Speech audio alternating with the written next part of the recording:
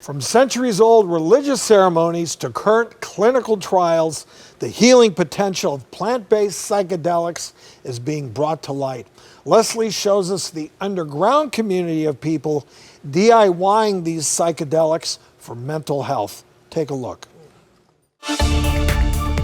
You could say we're in the midst of a shroom boom.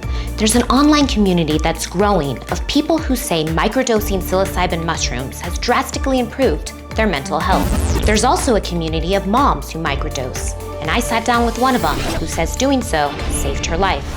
Now let's go back a few years ago when you noticed your mental health start to decline. I was pregnant with my second child. I developed sciatica. And for the last half of my pregnancy, I was in so much pain day in and day out that by the end of the day, I was crawling up the stairs on all fours because I couldn't even stand up. That chronic pain kind of manifested itself in depression during my pregnancy.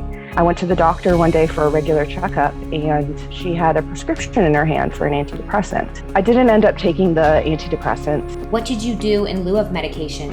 I told myself that I was going to try and battle this a more natural way, but nothing really seemed to work. I delivered the baby, and I think I felt okay for a couple weeks after he was born, but my depression quickly spiraled out of control soon after that. At one point, I was even hearing voices, and I definitely had suicidal ideation. I just assumed that it was me that was the problem. I had convinced myself that my family would be better off if I wasn't in the picture.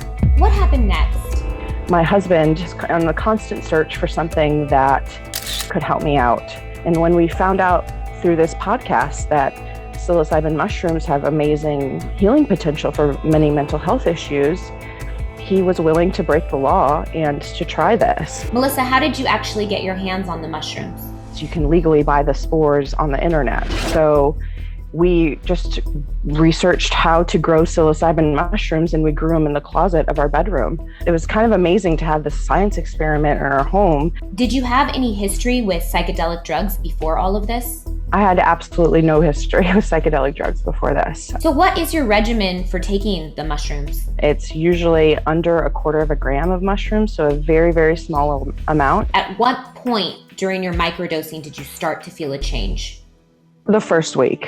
I would take it with my morning vitamins and my breakfast, and I would go to work that day. It feels like you've had an amazing 8 hours of sleep, had a great workout, a great shower, and you had a good start to your day, and you're a good cup of coffee and you're ready to go. It was amazing to me because for feeling so terrible for so long, and then a couple days of eating a minute amount of psilocybin mushroom, it kind of gave me myself back.